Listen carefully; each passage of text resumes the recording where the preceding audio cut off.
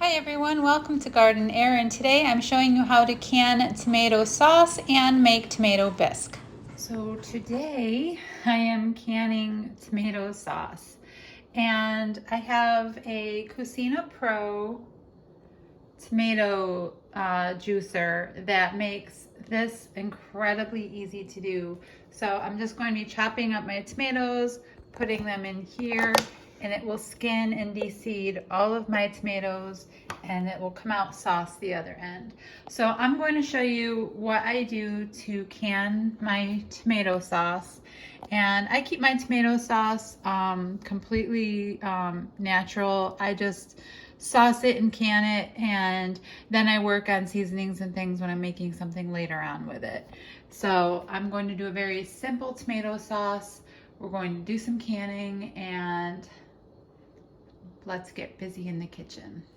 So the Cucina Pro is very simple to use. I did order this off of Amazon, and it has a suction cup base, so it's nice and solid to your counter, and it has this little crank. It's easy to put together when it comes in. It's very easy to take back apart and clean, and it's very easy to use. So we're just going to go ahead and get this going, and I'll show you how simple this really makes this process. So I start off halving off my tomatoes, and I have this little pusher. So we just stick them in the top of the Cucina, and we start cranking the handle and pushing it down, and it's going to skin it, seed it, and give me sauce on the other side.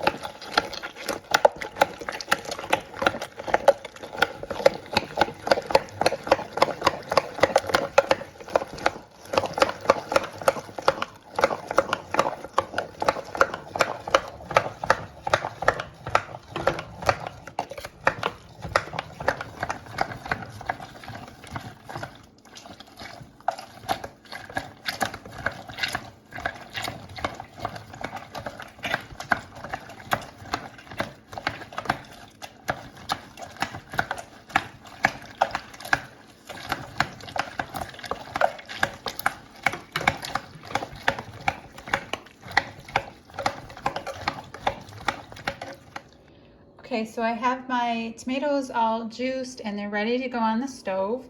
And I do this pretty simple, so I don't really need to weigh out my tomatoes every time that I do this. I just simmer it down until I have about a third reduction.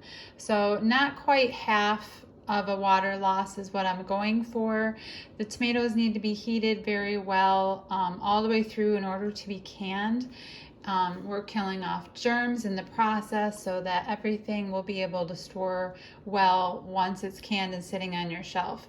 So we'll go through the method of canning. I'll talk a little bit more about the do's and don'ts of canning as well. If you're new to canning, please refer to the Ball Blue Book, or go online to Ball, and they're going to give you all sorts of information. Learn about canning with your elevation, and make sure you know everything, the ins and outs of canning, to be safe. So I'm just going to set this on a medium to low and let this simmer for a few hours. It's probably going to need 2 to 2.5 hours to really reduce enough to be ready for canning. On the side, I took a bunch of tomatoes, cut them in half, and I have these guys ready for the oven to do a roasted tomato bisque. Since we are going to be reducing the liquid, we want to cover it to keep it from being messy, but we want to cover it loosely, a little bit of an opening so that some liquid can escape the pan. So I'd leave it wherever my lid will rest well, and just simmer nice and low so it doesn't get messy. So for the tomato bisque, I'll be roasting all of these tomatoes. When I put them on the tray, I try to keep my like sizes together. So large tomatoes on one tray, smaller tomatoes on another, so they're going to roast evenly, and I can take the smaller ones out first when they're done quicker. I also have some chicken broth that I make out to thaw and have that ready for everything later on. And we'll go into how to make this. Okay, so we're going to just kind of messily coat all of these tomatoes with extra virgin olive oil. Make sure you get some on the parchment paper below them as well.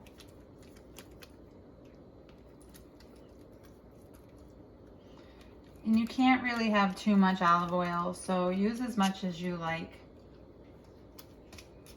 We will be turning the tomatoes over partway through.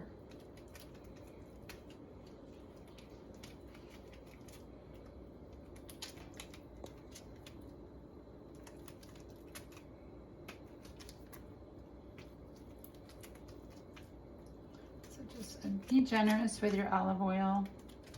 It's good for you and it tastes wonderful, and it really helps these roast up really nicely. Go ahead and sprinkle some salt and pepper all over everything.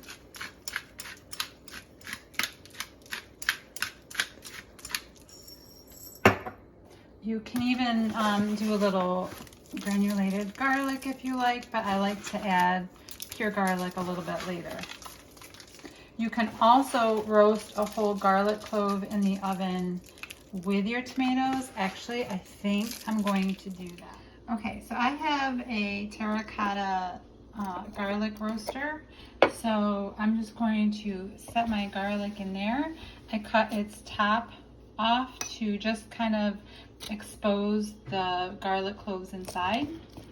And again, we're going to be very generous with the olive oil, coating it very well.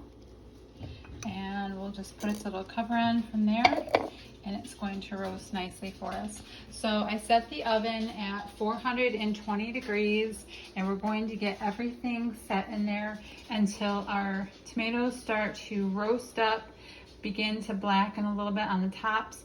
We'll give them a flip and keep going. If you don't have a terracotta garlic roaster, you can just slather up half of your garlic and stick it in here with the tomatoes and roast it along with your tomatoes like that. That's fine. It might be done more quickly than the tomatoes, so just keep an eye on it and pull it out when it's all nice and brown and roasted.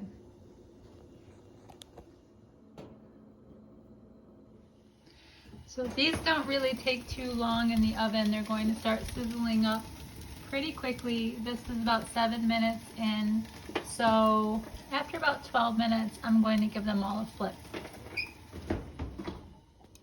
Okay, so about 12 minutes in, I'm just going to give everything a flip. And then we'll be putting everything back in until we have some good signs of roasting. So I'll do this with each tray. They're already looking so good. And then we'll be on to the next step. Now that our tomatoes are roasted and looking absolutely delicious, we're going to let them sit here and cool off to room temperature. Okay, so the sauce has been going for about an hour, and you can see the reduction line, and that's kind of what I'm watching. So we're going to wait another hour, see where we're at, and let this keep going. Meanwhile, our tomatoes are cool, so we're going to go ahead on the next step. So you can see that this garlic was lightly roasted. We brought it out as it was still kind of like a golden brown, and then this one got deeply roasted. I left it in a bit longer, maybe about 10 minutes after I took the tomatoes out is when I took this out, and it got a much richer caramelized kind of roasting. Okay, so at this point our tomatoes should skin pretty easily. Everything should kind of peel right off. It's a lot easier with two hands, of course. So I'm just going to get all the skins off of my tomatoes and then throw them into a saucepan. Okay, once your tomatoes are all set into the pot, it should look something like this. So I'm going to put this on the stove at a medium-low. Go ahead and give this a little bit of a stir. And I'm just going to get this nice and hot and then reduce the heat so it can just sit here and simmer for about 45 minutes to 1 hour. So we got nice chunky tomatoes going on in there. So we're just going to let this kind of cook down and start turning this into a delicious soup. So right now there's nothing in there but the tomatoes. I did not add the garlic or anything like that just yet. So we're just going to give this a start and wait for the next step. On a side note, I am also making a loaf of homemade bread, which can be found in my videos as well. I will link it for you below in the description box. So I'm just making a basic white bread so that we can do grilled cheese sandwiches out of it later on to go with our bisque.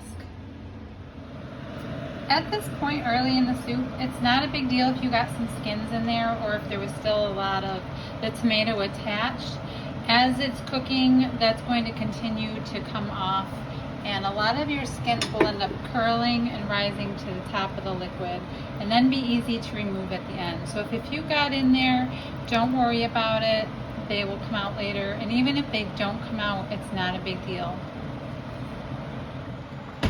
Okay, so our bisque should be at a very low boil to a simmer.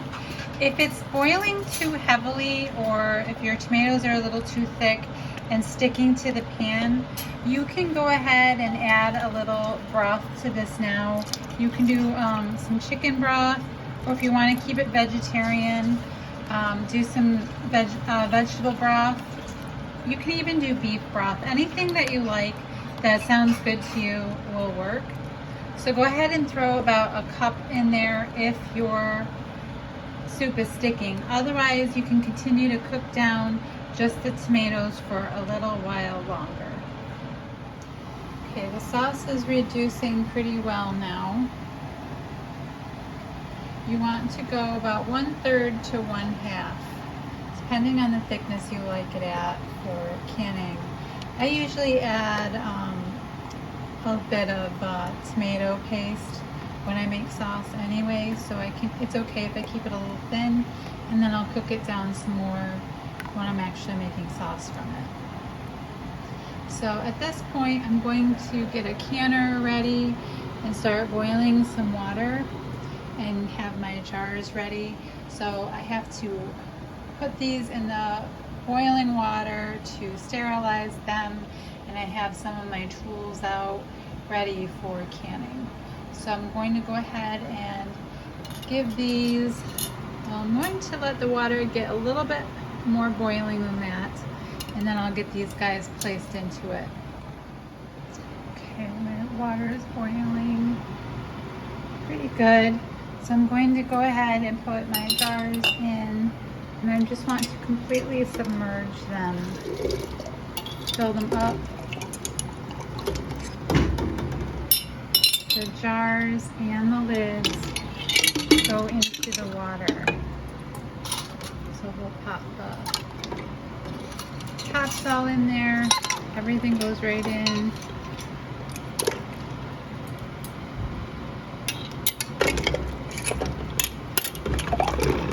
Get the other jars in there, and I'm going to leave them in there for about 2 minutes or so.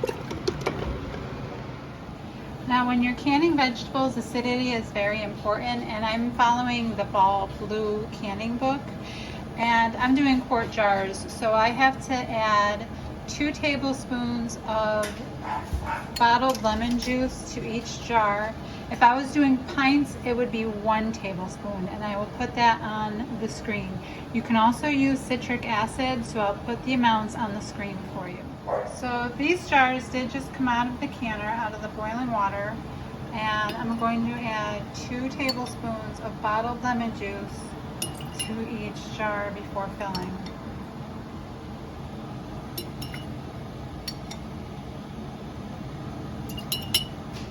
Okay, since we do add the lemon juice to our jars, you can add some sugar to the sauce to kind of like counteract all the sour. So I just added 1/3 of a cup, and that will help sweeten up some of that flavor a little bit. You can also just add it later on when you use your sauce in your recipes. So during this time, I need to keep the water in my canner at a rolling boil, and it's boiling really good. I want it at about 180 degrees, and I'm ready to fill my jars. So I'm going to use the funnel that comes with the canning, the canning tool sets, and this will just keep my rim nice and clean, which is really important for canning. And I'm just going to go ahead and start ladling my sauce in, trying to keep my jar as clean as possible. So with a nice big ladle,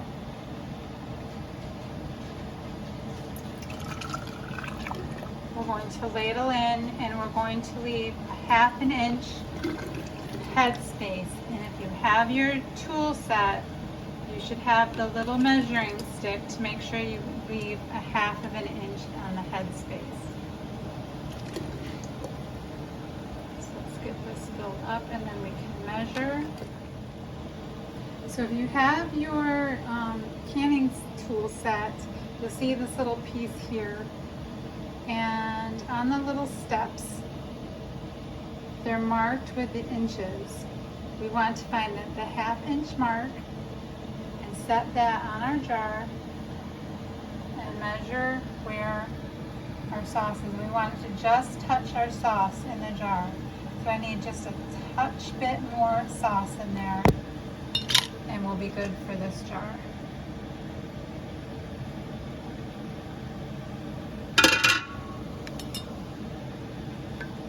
Okay, so we're at a 1/2 inch head space, and I'm going to go ahead and fill the rest up like this, and then I'm going to turn that stick over and give my jar a swirl to remove any air bubbles,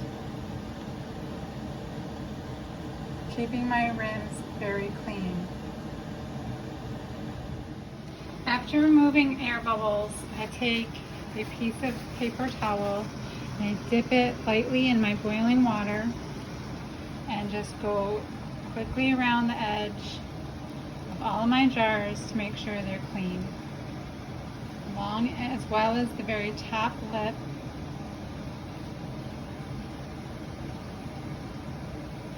To remove anything that might have spilled over.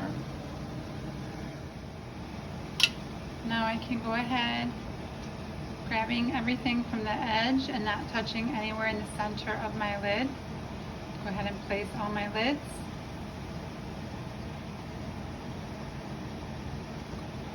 Nice and securely. And then the ring, you only screw the ring on, like, it's called finger tight. So we're not going to seriously try to seal these things tight with the lid. We're just going to do it as tight as an initial, just tightening it just enough to grab it, but we're not sealing it shut. So we're actually keeping these rings a little bit on the loose side. You don't want to over tighten your lids. Okay, so fingertip tight, so it should still not quite move, but it shouldn't be hard to reopen with one hand either. So now we're going to go ahead and get these processing in the water bath. Now when you put them in your water bath, I probably won't video this because I don't want to get burned. So I'm going to set them in. Your jars need to be clear of each other as well as the side of the canner. It should not touch the side of the canner, and the jars should not touch each other, and you should always have at least 1 inch of water covering the top of your jars. So I'll show you after I get them in. Okay, double check everything in the canner that nothing is touching. Everything should have a gap between them, and nothing should be touching the side of the canner. So I'm just going to go ahead and double check that without the camera and make sure everything's secure. If you can't fit everything in there quite right, then can just a few jars at a time and go back and do your other ones later. I'm going to lightly lid this, and for quarts, I'm going to set my timer for 40 minutes. If you're doing pints, you want it for 35 minutes. Okay, so now we're just going to let these sit until our timer goes off, and then we'll do the final few steps. So meanwhile over here, I'm working on the bisque, and I realized I made a mistake in the very beginning, because here I am multitasking, smushing my tomatoes in my cucina while roasting my tomatoes for the bisque. What I forgot to do was scoop out all of the seeds of my tomatoes that I intended to roast. So my bisque is full of seeds. It's not the end of the world. You can still make tomato bisque and soup with the seeds in there. It's just, you know, people prefer the seeds not to be in there, but it's not the end of the world. So at the beginning, before you roast your tomatoes, the easiest thing to do is just take a spoon and like scoop out just the gooey, seedy parts of each part of the tomato and discard the gooey, seedy stuff. Roast your tomatoes seedless. That's what I usually do. I just totally forgot that step, so that's my fault. So I will put in on the screen to de-seed your tomatoes before roasting. So I'm going to go ahead and add my garlic. Now this part does not have to be difficult. We can just squeeze the cloves right out of the whole head. They'll pop right out. They're nice and soft. And I don't have to worry about chopping them up at this point, because later on you can go back in with a potato masher, or you can go back in with like one of those submersive blender sticks, and you're going to kind of give everything a fine whiz with that anyway. So when we do that, all of this garlic will be whizzed into the soup. My bread is done, just came out of the oven. So this is going to be so good for like grilled cheese sandwiches later on. Meanwhile, on our bisque, I had a little bit left over of the tomato sauce from the canning, so I poured it right into here. So it's going to give us a good amount of soup. And I had it off. I took this off the stove for about the last hour and a half so that I could pay attention to my canning. So now I'm going to put this back on the stove, and I think I'm going to cook it on low for about another half hour or so. I have some pretty raw looking chunks in there still, so I want everything cooked down.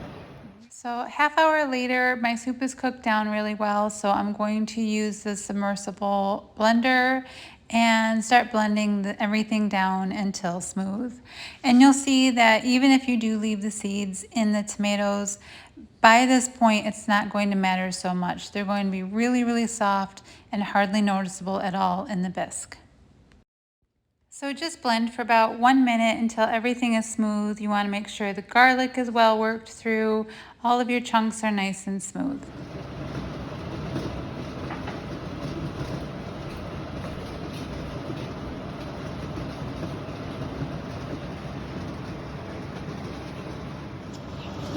Now that the bisque is almost done, you can go ahead and sprinkle in some basil and any other herbs that you like. Another one might be oregano.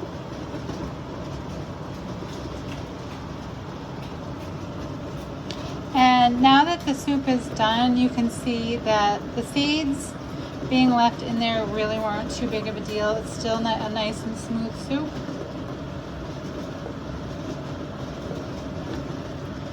And you can see them, but they're not going to cause an issue. So it's a matter of preference. Okay, meanwhile, our cans are finishing up, so I'm going to turn off the timer, shut off my heat, let the canner settle down, and I'm going to leave the cans in the water for about 10 minutes, kind of let everything cool down slowly and naturally before I take the cans out. At this point, you can go ahead and taste your bisque and see how it tastes to you. If it's a little too much like spaghetti sauce, you can add a little bit more chicken or vegetable broth to it, stir it around and cook it for another 5 minutes or so. Or if you like it that rich and tomatoey, just leave it as is. Check your consistency. And this is where you just kind of change it according to your own preference. We like ours pretty tomatoey, but I think I'm going to add a little bit more chicken broth to mine and let it sit a little bit longer on the stove, because it will be a little bit before we eat yet. And we also add some heavy cream to this when we pour it into the bowls. And then you can top it with like some shredded cheese, mozzarella, or Parmesan cheese is really good on top. Okay, so as the water cools off, go ahead and take all of your jars out. Let them sit out for 12 to 24 hours until cool. Your jars will continue to seal. Once everything is cool, you can go ahead and check the seals, make sure everything is firm and the seals aren't going anywhere, and then go ahead and label. I put what it is with the date that I processed it, and then it goes up in the pantry and it's done. So I'll show you some that are finished, and then we'll go on to showing you how I serve up the tomato bisque.